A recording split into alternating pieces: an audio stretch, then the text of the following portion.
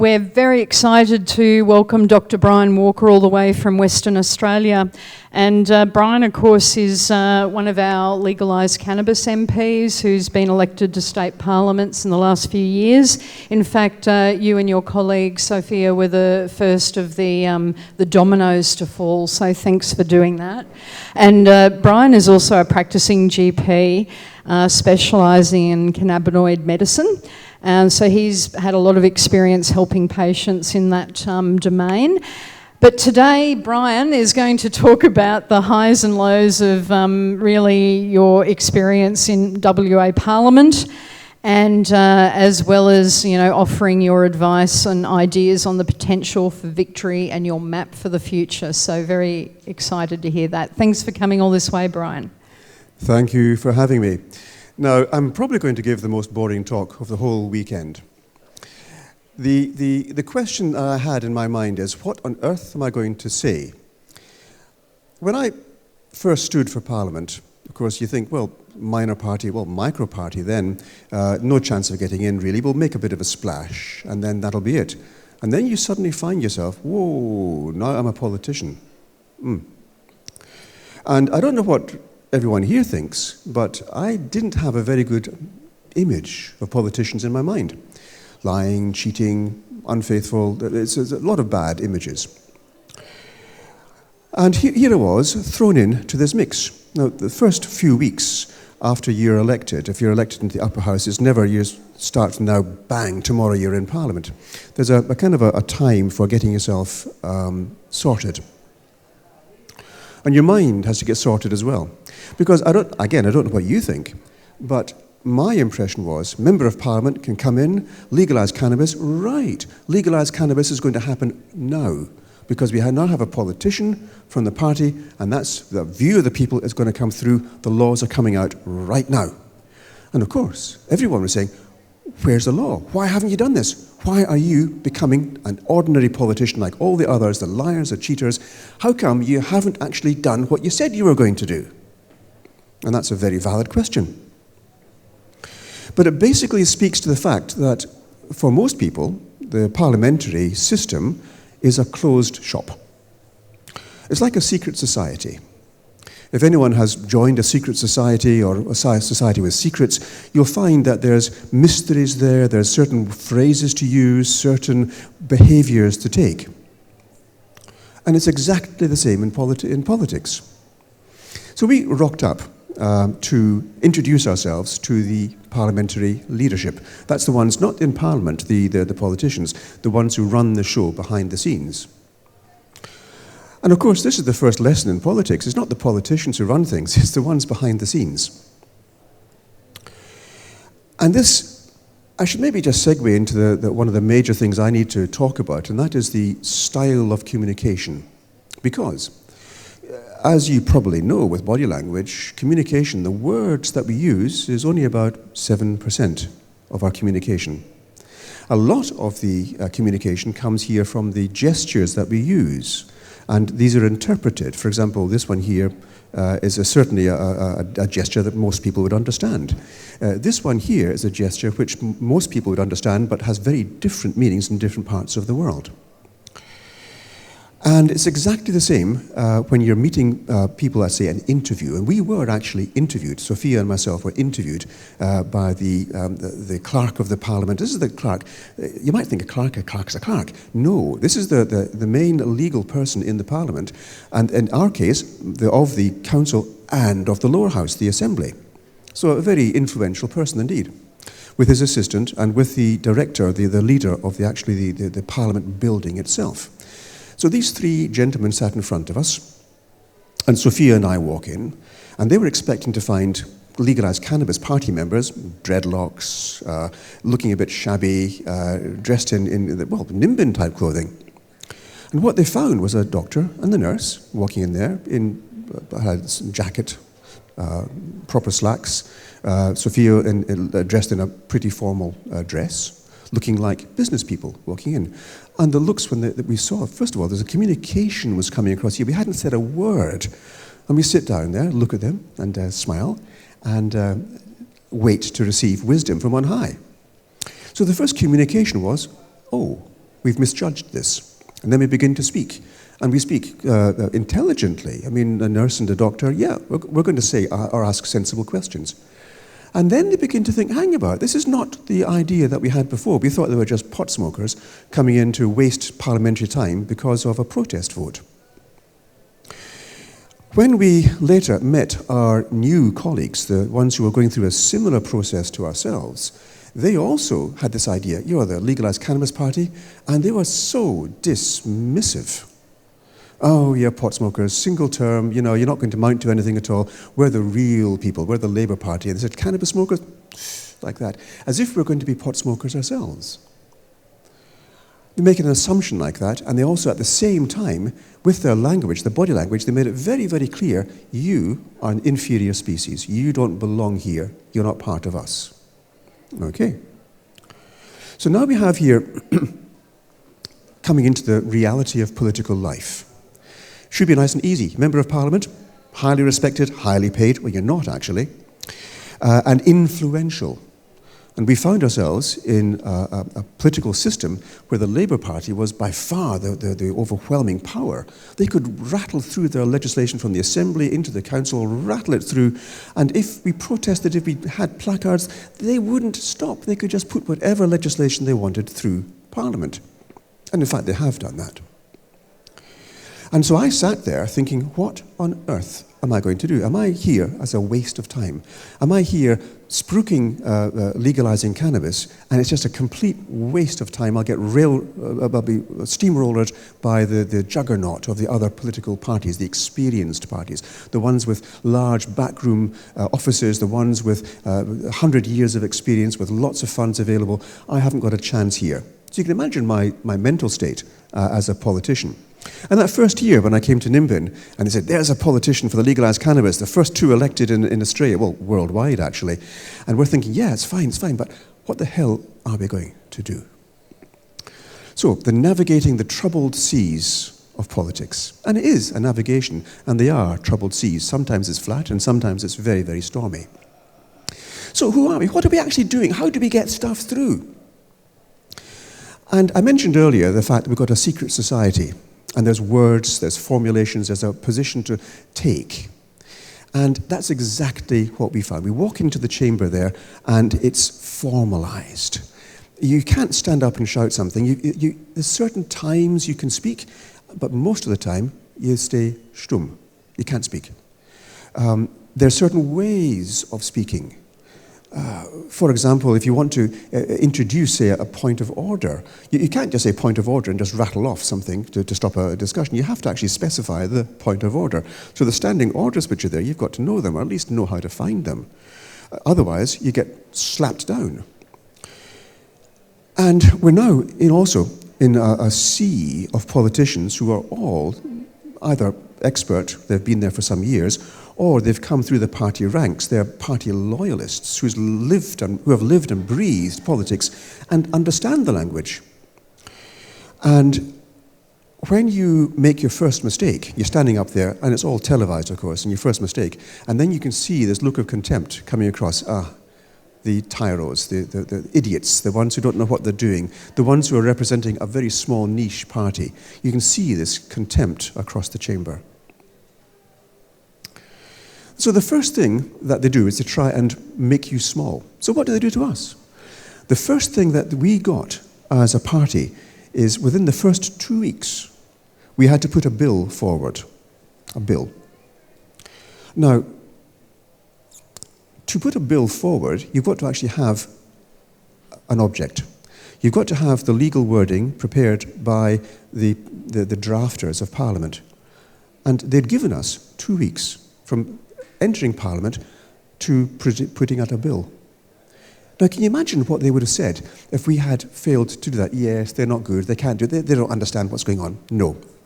And it wasn't actually 2 weeks, you see, because one of the rules in Parliament is that you can't speak until you've given your inaugural speech. And you don't have your inaugural speech on day one. There's about 17 newbies in Parliament for our session, this parliamentary term. So you have to actually slot them in. And it wasn't the first week, I think, that we had our inaugural speeches. So that time for actually getting used to speaking is actually very much less than the 2 weeks that they gave us. Now, fortunately, the team that I have behind me, and here I mentioned the team that I have behind me, the ones who have held things together, the ones who have guided, the ones who have shown what to do, the ones who have given solid advice because they know what's going on and can educate as a kind of a crash course on how do you become a politician. And that team was able to say, well, we have actually something here which is residual from a previous attempt at a bill. We'll repackage that and put that forward. And so it was. Can you imagine what happened in the political world when, after 2 weeks, there appears in the notice paper that we're putting forward a bill? And they're thinking, okay. And then we get up and we put forward the bill and we use the correct language. And then, of course, the whole thing just doesn't, it's still on the notice paper, it's still there, but they haven't taken any action because that's, again, the life of politicians. But after that, I spoke to the president of the chamber. Now, you would know the speaker in the lower house, we have a president. And she's actually the most senior of the politicians in the house. The president, the speaker of the assembly, and then the other ones. It's a kind of a pecking order. So the president says to me, whoa, it seems to me as if you've taken to this like a duck to water. What she was actually saying was, you've surprised us. You have done what we didn't think you could do, and therefore what then happens is, now the respect begins to accrue. So now what's happening is that we're working as politicians to communicate with the other politicians to then get a relationship. And this is an ongoing process. It's going right through not just this parliamentary term, but into the next term and beyond. So it's crucial, it's critical that we actually stand up there and show a picture to the world, but also to the politicians we're dealing with. This is who we are. This is what we stand for. We are reasonable people. These are reasonable views. And we demand your attention to these. Troubled waters. Next thing we've got to get used to is how do you actually put views across? Well, we've only got very limited time for speaking.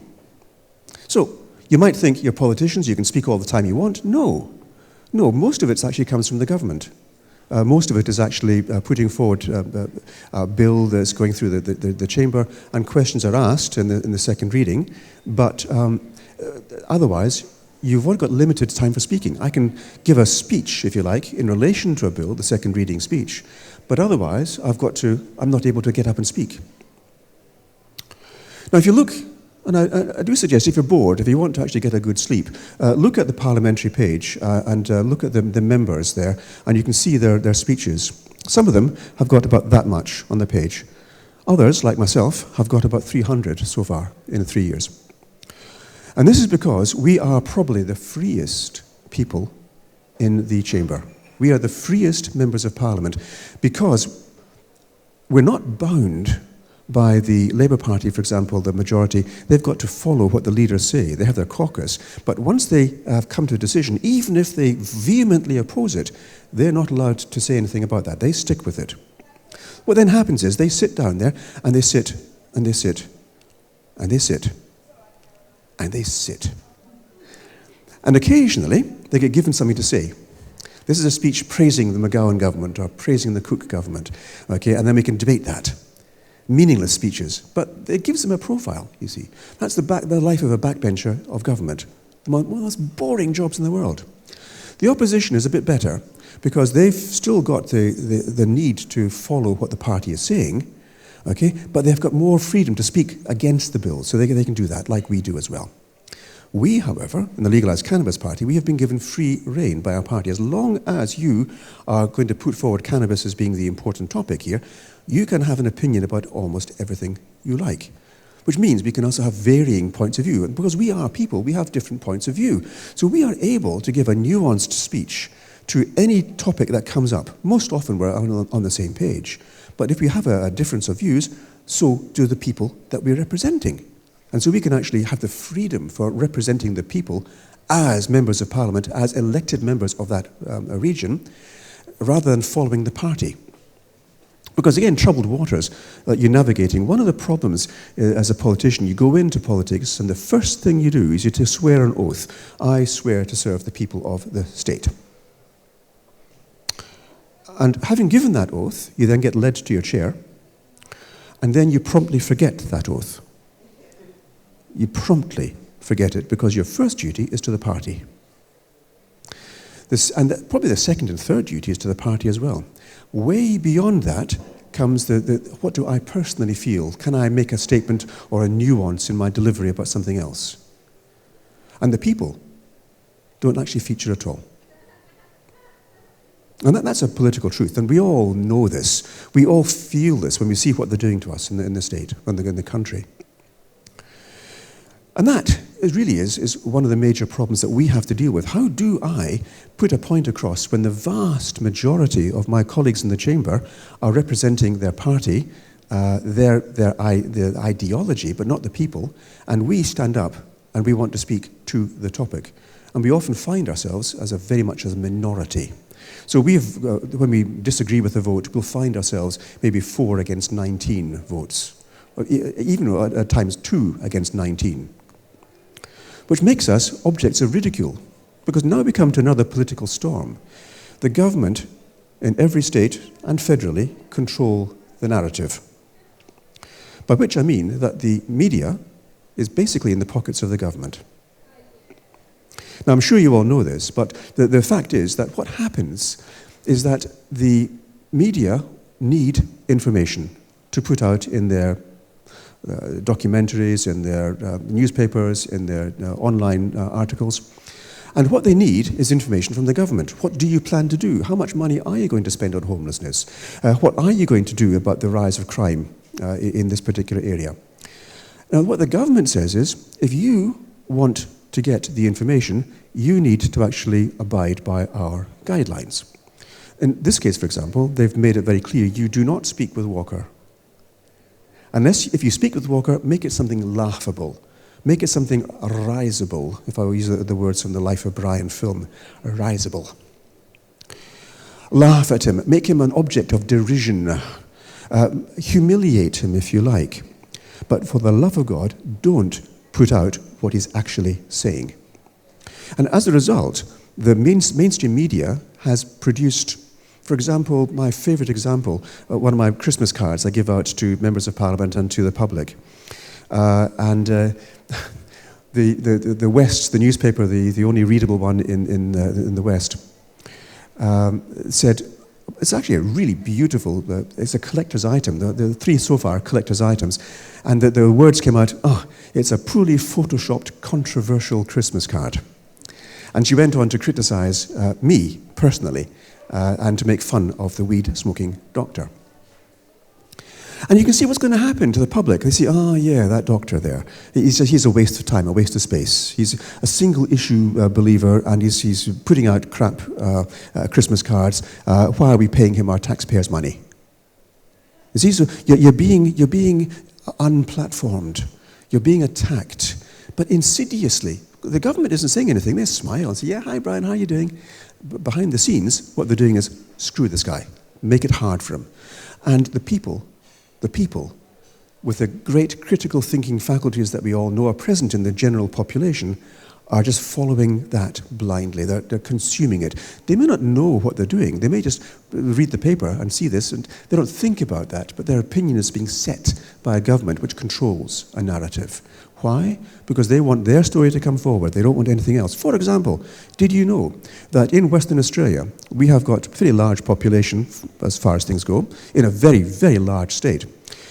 We have spent on public housing for the homeless or for the ones at risk of homelessness. We have created, in the last 7 years, a total of 117 new buildings for the homeless. And we have spent less than Tasmania. With a smaller population, they've spent more on public housing than WA. And yet, the housing minister is putting out facts and figures about how well they're doing, how many millions they've spent, how much they've developed, and everything is good. Until you begin to check the details and see what's actually happening. And the narrative is, look how good we are. the classical political fig jam. The facts are, you've actually screwed us. And they're doing the same thing with the legalised cannabis, and I would believe in every other state. The difficulty with WA is that we are very much led by a one-sided political party, and the balance is not there. Next Parliament, a different story altogether. But for the moment, we are very much outnumbered. So, political stormy seas. Imagine, if you will, that there's a small army here, and there's a huge horde out there with their weapons, and they've got pretty advanced weapons, and they're saying, right, okay, we're not going to appear to be brutal, but we're going to leave you as you are, but you play things the wrong way, we're going to roll right over you. And this threat is always present, and with the media control, they have got one very strong weapon. So when we get up to speak in the Parliament, we need to be aware of any false words we give out there. They're going to jump on it. And I don't know about yourselves, when you're speaking, you might find yourself saying the odd word which is maybe inappropriate. I mean, telling the government, fuck you, for example, may not be inappropriate, but if you're known for doing that, this foul-mouthed, weed-smoking doctor has put another diatribe against the Parliament. Another example of that, a little while back, I was speaking at the yes-no vote rally. And the point I put across was that we have, in Western Australia, an autocratic dictatorship. And I put it to you, we do. I said many other things as well, but that's the only thing that came out in the media. So Dr. Walker, this weed-smoking doctor, again, they don't call it cannabis, they don't call it marijuana, they call it the weed or pot-smoking doctor, irrespective of the fact that I've never smoked a joint in my life. I've used cannabis, but I haven't smoked it, because I'm a rabid anti-smoker. Does that come across? Not at all. The narrative is controlled. So as politicians, we are not playing on an equal playing field at all, and we need to learn how to fight. We need to learn how to use political martial arts to get our point of view across. And it's not easy, believe me, it's not easy.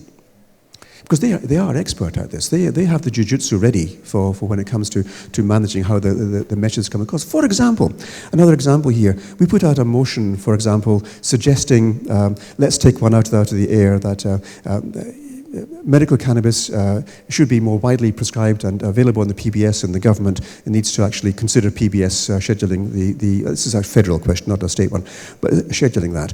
Now, you might agree with that, but you can't say so as a government because they would look bad. So what they do is they then say, right, we're going to put an amendment to the motion. And they amend the motion to say, we acknowledge the great efforts of the Cook government to recognise the needs of medical cannabis users, and we have now got the choice. Are we going to vote against our own motion, which they have amended, or are we going to support the government's motion, which is the amendment of our motion? Either way, we lose. So sneaky things like that. And they're very good at that. I used the example of a ship on the ocean and the stormy seas and the flat seas. There are other things that we can do as well.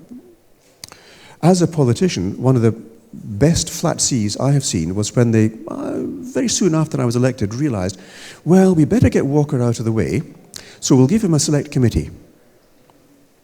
Now, the select committee was actually a chance for me to actually get 5 of us together to look very closely at medical cannabis and industrial hemp. Now, I really wanted that committee to be about cannabis full stop. But the government makes the rules. No, you're not doing that, just medical cannabis and industrial hemp. And the recent, well, at that time, recent report from Fiona Patton from Victoria with recreational cannabis, so legalising that, which almost passed, apart from 2 people who changed their minds at the last moment, and that bill was then rejected. So that motion there had been dealt with. Let's deal with the medical cannabis, because you're a doctor, this is your thing as well.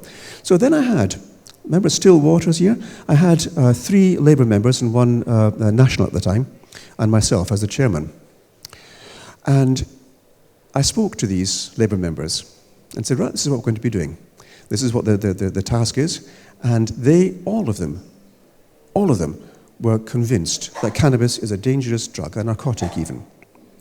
So what did we do? We took them to Lucy Haslam's UIC, in actually, it was the Sunshine Coast. Put it pissed down with rain. Does it always rain in Sunshine Coast? No. Anyhow, you should have seen their eyes, their faces, when they heard what was going on. They went, oh my God. As this wealth of experience came across, this wealth of experience of how cannabis can transform lives. They looked at the industry there, about the businesses there which are creating, if you like, jobs. It was just a fantastic experience. They'd never, ever experienced that before in their lives. And they came away thinking, oh, we'll have to reconsider this. Then we took them on a trip down to the growers of the southwest of WA, and they saw how do you make the industrial hemp into the oils, how can the oils be used, and they realised the iniquity, the disgraceful state of legislation in our state, probably our nation as well. Then we went on a tour to the Czech Republic, to Germany, and to Israel, and looked at some really solid science. These guys came back, the full bottle with cannabis, the full bottle. And the select committee report went in, excellent. The government accepted almost all of the recommendations. The two they couldn't was basically because that was out with their control, so I'll buy that. And by the way, one of the recommendations has been put into a working group. They've accepted the THC driving regulation. Okay? They say, yep, okay, fine, we acknowledge that needs to be fixed, and therefore, what they're now going to do is they're going to get the experts together to make a plan for how do we rectify this injustice.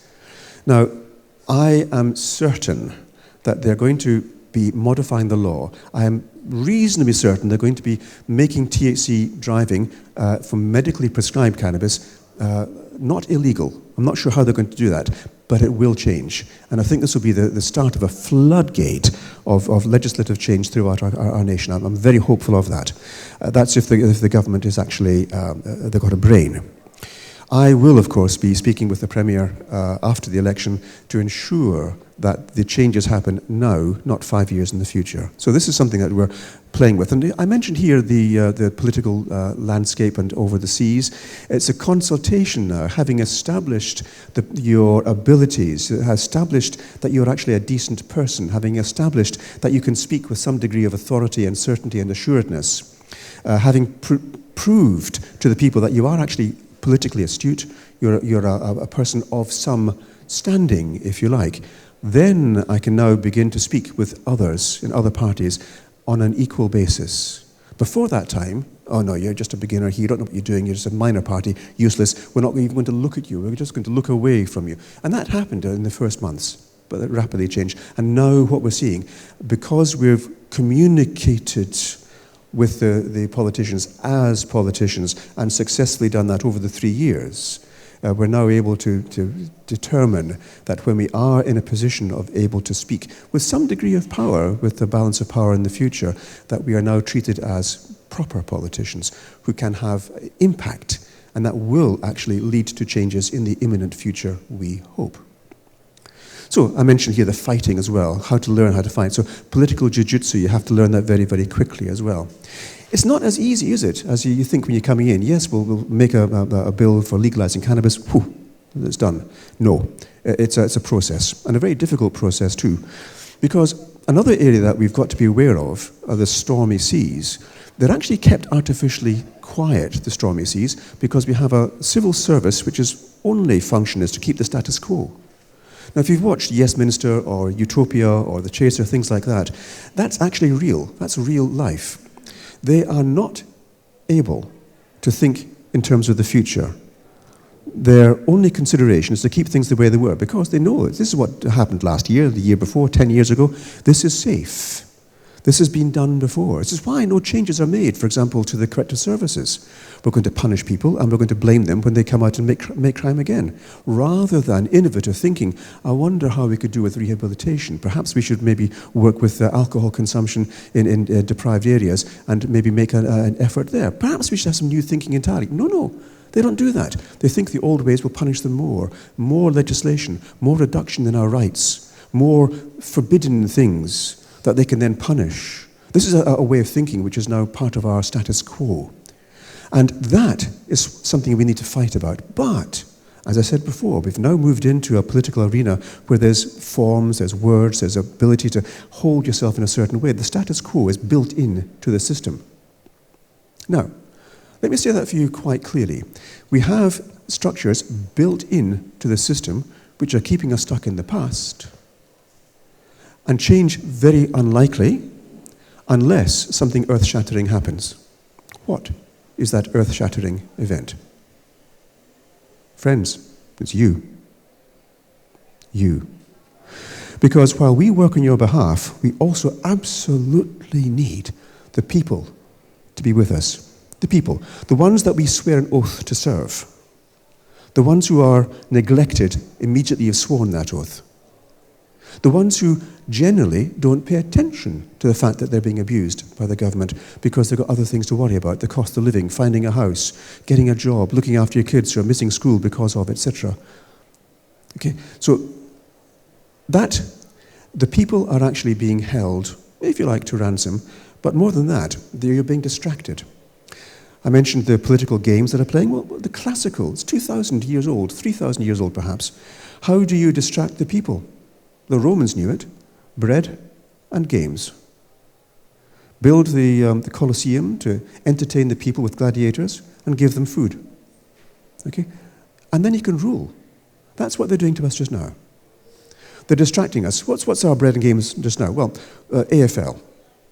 Okay? The tribalism associated with the sports and how much is put out. This is what you've got to focus on. The next thing, I don't know about you, but I don't watch television, hardly at all, in fact. But television is a great way of distracting people from the events. So you'll find people talking, what was on television last night? What did you think of that show? I don't even know the shows you're talking about. But those who are distracted by these things, that's a political tool to keep the people quiet, to stop you thinking critically, to lead you into just ignoring what's going on. And then you discover after a while, oh, there's a problem, when it's too late. For example, did you know, in Western Australia particularly, that we now have the commissioner of the CCC has been physically appointed, named by a premier. And to do that, he rewrote the law. He rewrote legislation to name someone to take a position which a parliamentary committee had already refused 3 times. So he changes the law. And he can do that because he's got a majority in both houses. That's not democratic. Then he makes his good friend, Kim Beazley, as governor, was removed, and in his place went the past police commissioner, Chris Dawson.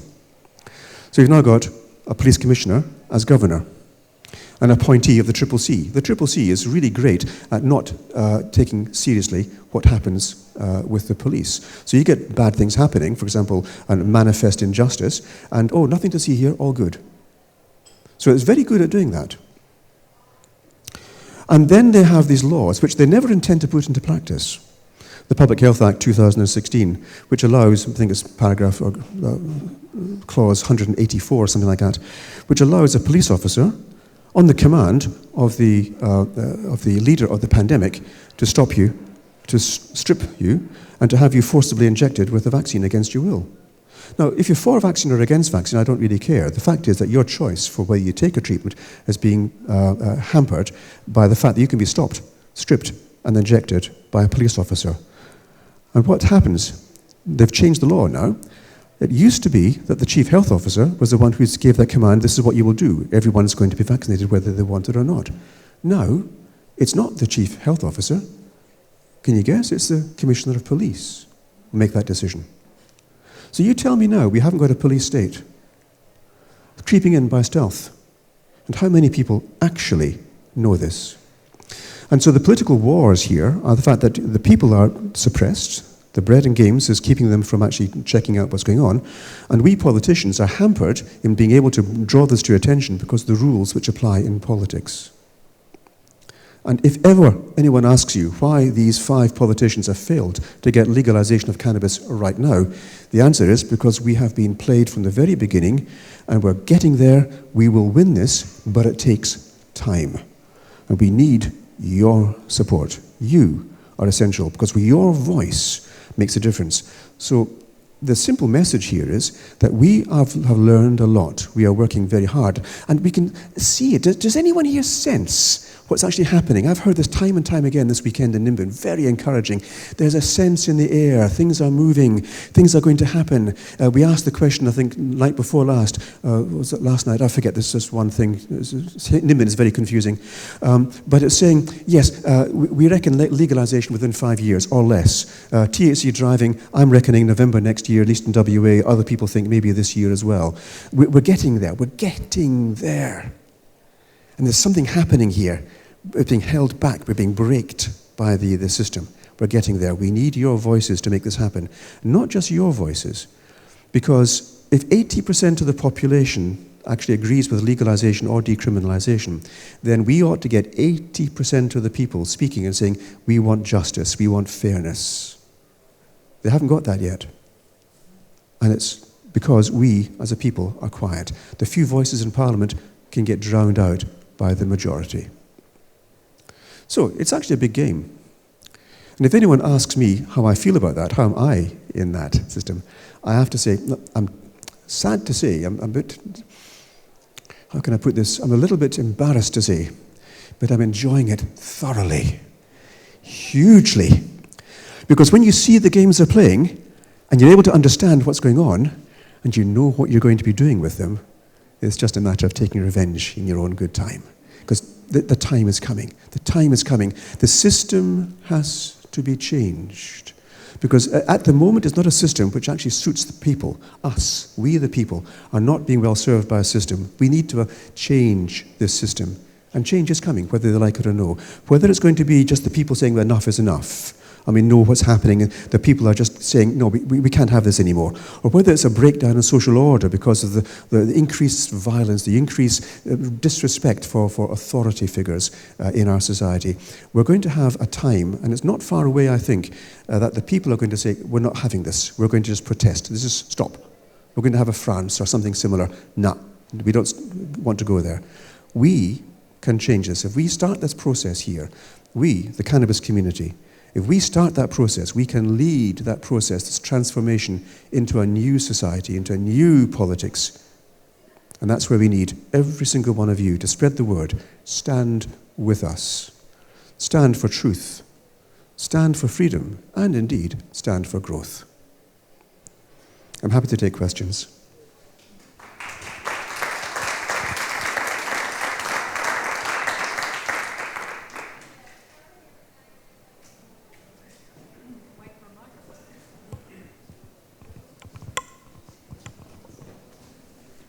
Dr. Brian, good afternoon. I'm a prospective MP. I'm about to run in the Queensland election in October. As a novice, what would you recommend the best one thing that I could do in the next nearly 6 months to win my electorate? One of the things which the politicians would do, the back office boys, is work out what your percentages are, what your voter subsection is like, how you can play to different strengths. If you've got an aging population, you'd want to focus on how cannabis can help with arthritis, or indeed slowing dementia. If you've got a young family area, you could point out how you could manage cannabis as a parent to get a better sleep and still be able to wake to your child. Or indeed for the children who have got horrible problems like, say, arthritis, juvenile arthritis, or indeed autism, ADHD, that there's good research showing how cannabis can be helpful if prescribed properly by people who know what they're doing. And then that's opening up the whole scientific area, and then pointing out that you've been that the science is being hidden from you, and then looking here at how we need to embrace innovative thought for the good of the people. You also really want to recognize that most people, while they may support cannabis, actually they find cost of living far more important, or the availability of housing. So there have to be some kind of preparedness to speak to these points and speak often. So you're going to want public attention, you're going to want media, you're going to want to hold, meetings in pubs, just speak out and say what's going on, set up a stall, get a gazebo if you like, and just make yourself known, attend the fairs, attend the country festivals to see what's going on with that, so that you can then put the voice out there, speak with people, and learn how to take rejection and turn that round into acceptance. So the communication, as I mentioned before, is highly important, to allow people to have their view and then to say, yes, I understand your view, and have you considered this, and then move on to saying what might be considered differently. Some people will say, no, I'm not having a bar of it. They just close their ears, no. Other people say, oh, it's interesting, tell me more. And that's who you can then engage in. Another thing I will be saying more and more is, if you vote for left or vote for right, actually in politics they're all the same. You change the government, you're getting more of the same, because the civil servants are actually telling what to do. So if you want to keep things the way they are, vote for your previous ones. Just do that. And you get more of the same. If you like what you've got now, keep on voting the same. If you think what we've got now is not good enough, you have to make a change. I prefer you vote for us, but you have to make a change. Because otherwise, you're going to get more of the same. And the next time, and the time after that. And your kids and your grandkids are going to have more of the same, because you keep staying with the same system. And if you want that, that's what you do. I would suggest you make a different choice. And then that opens up a whole variety of the different parties. Now, you could then say we're two-party preferred, and we have got either left or right, and whatever. But there's only about 1/3 in each of those groups, plus or minus. And they've got 1/3 is the crossbench in most parliaments, more or less.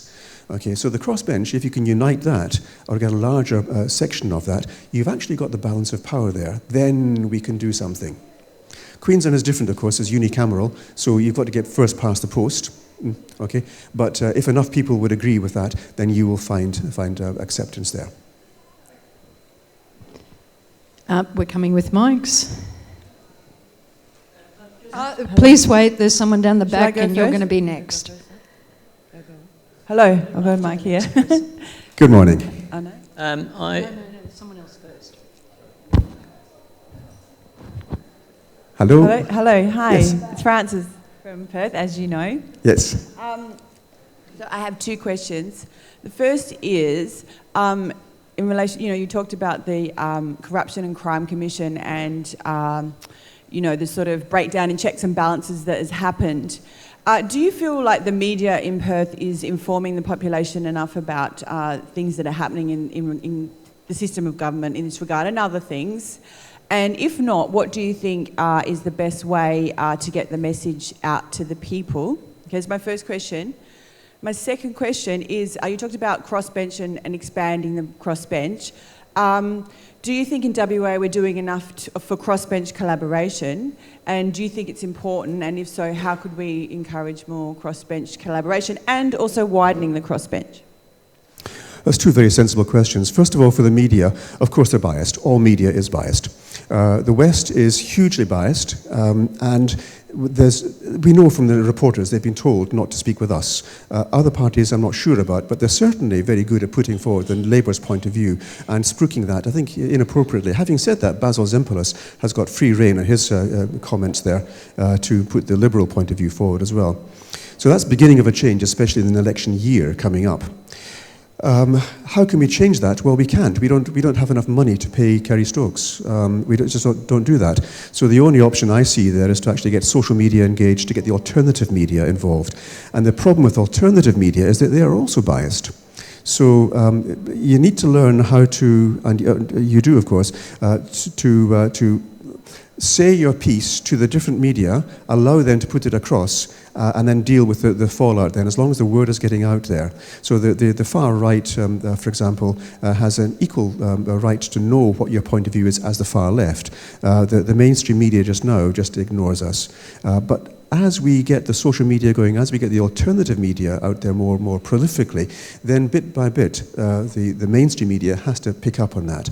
And I would suspect what's going to happen now is that they're going to be seeing more concerted involvement in putting out how corrupt the system actually is. And it has to be a very blind media not to pay attention to that, because then they really are serving the people. The second question here was the crossbench. The crossbench is very small in our parliament just now. It will increase. How much, we don't know, but it will be a substantial increase. We're going to get a variety of people, including the One Nation, and including more Greens, and including the Legalise Cannabis. The trick is going to be to work with the crossbench to form an alliance, which is going to be a fluid alliance at times, but enough to give the government thought, a concern as to can we get our legislation across, or do we need to make amendments in concession to what the crossbench is saying so they can put their legislation through, but with the appropriate amendments. For example, the Aboriginal Cultural Heritage Act, which was put through much against all of our dismay, and we protested, we voted against that. Okay, and then after it came in, and it became immediately obvious to people, this is actually just crap legislation. Intent was good, but the actual outcome was miserable. And they had to reverse that very, very quickly, to their detriment. In the coming Parliament, I anticipate that this will be, our voice will be heard more clearly, and they'll make the appropriate amendments, bearing in mind that in this current term, there's hardly any amendments from the opposition or the crossbench have been passed at all, implying that their legislation is perfect as it's been drafted, and it isn't. But that will change. Question here. You say that it's the people who can bring about change, us people. Us the people are individuals. As an individual, what can we do to bring about change? Oh, excellent question.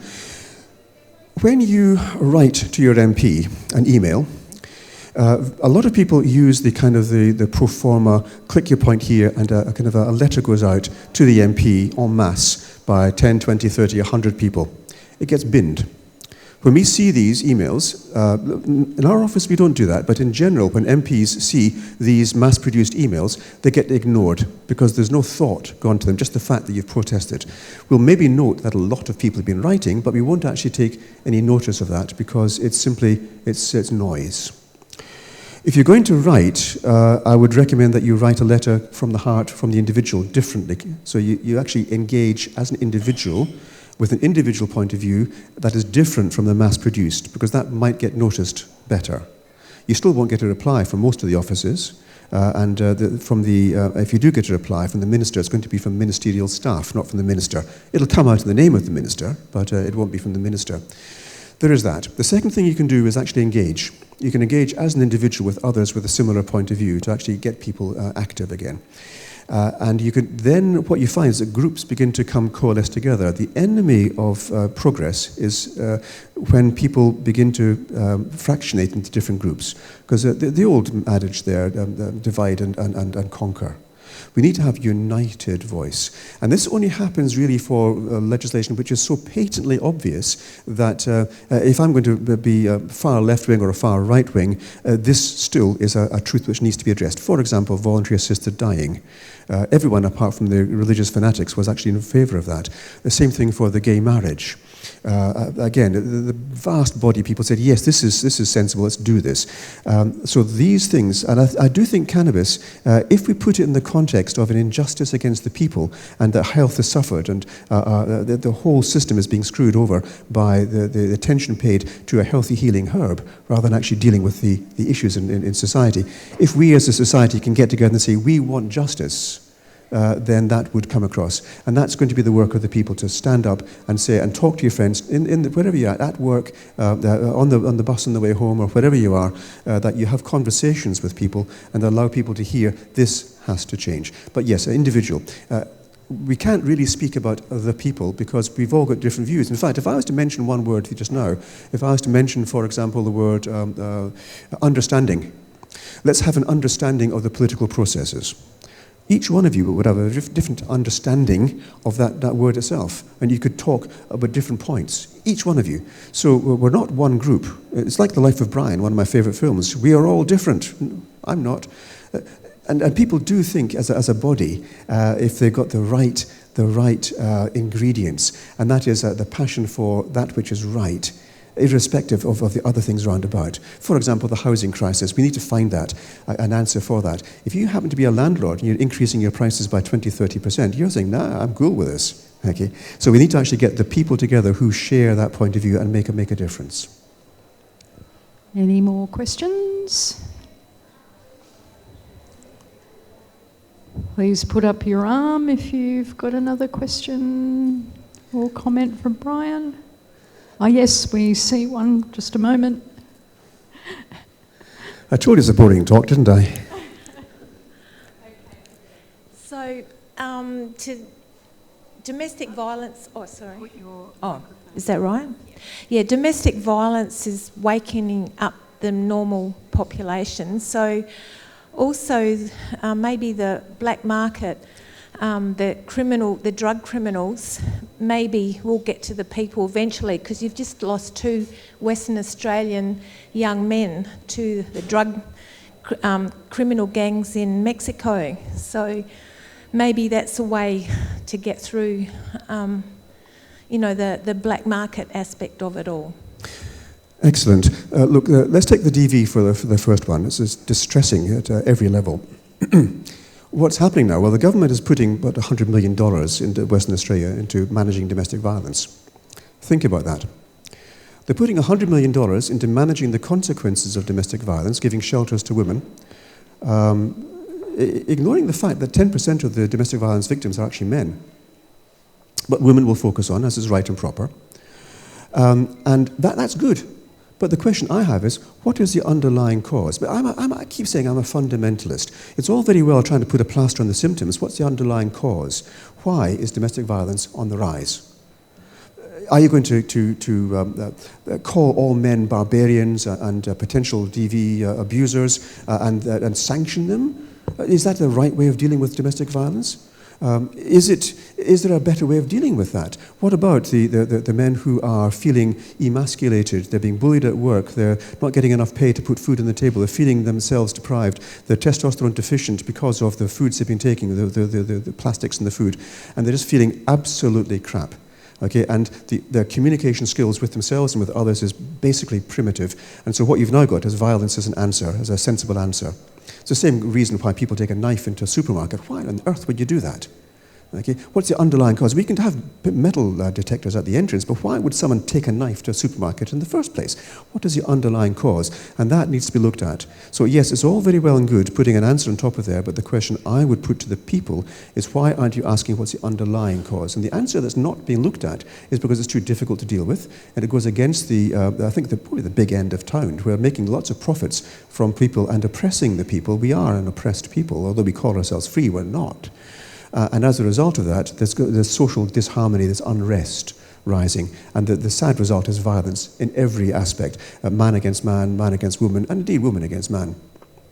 So yes, the other one we mentioned, DV, was the black market and the criminals. Oh boy.